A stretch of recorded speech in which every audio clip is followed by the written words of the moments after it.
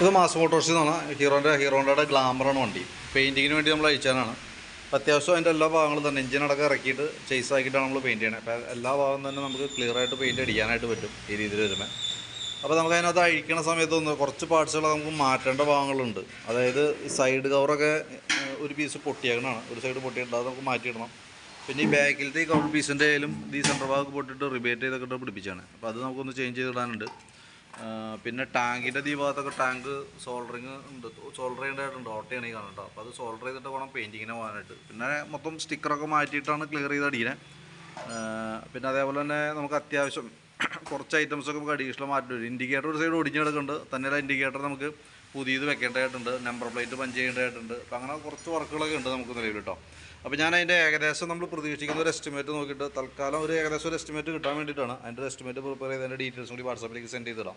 Correct ആയിരിക്കണമെന്നില്ല, എന്നാലും നമുക്ക് അപ്രോക്സിമേറ്റ് ഏകദേശം എത്ര വരുമെന്നൊരു ഐഡിയ കിട്ടാൻ വേണ്ടിയിട്ടാണ്.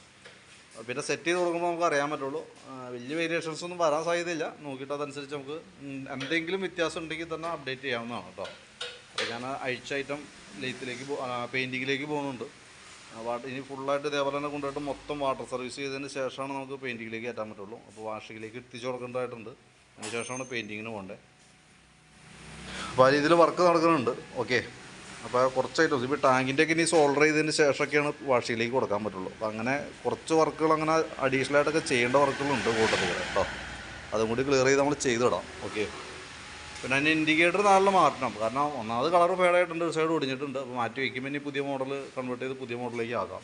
ഓക്കെ, അപ്പോൾ ഡീറ്റെയിൽസ് ഒന്ന് വാട്സാപ്പിലേക്ക് ഇട്ടേക്കാം കേട്ടോ. അപ്പോൾ വീഡിയോ കണ്ടുമ്പോൾ നോക്കിയിട്ടൊന്ന് റിപ്ലൈ ഇട്ടേക്കാം. അതേപോലെ തന്നെ നമുക്കൊരു അഡ്വാൻസ് പേയ്മെൻറ്റ് കൊടുക്കേണ്ടതായിട്ടുണ്ട്. പെയിൻറ്റിങ് വർക്ക്ഷോപ്പിലൊക്കെ കൊടുക്കുമ്പോൾ അവർക്ക് അഡ്വാൻസ് കൊടുത്തിട്ട് വേണം ഐറ്റംസ് കൊടുക്കാനായിട്ട്. ഇപ്പോൾ പാർട്സ് സാധനങ്ങൾ അവർക്ക് പെയിൻറ്റ് സാധനങ്ങളൊക്കെ എടുക്കാനായിട്ടുള്ള പൈസ കൊടുക്കണം.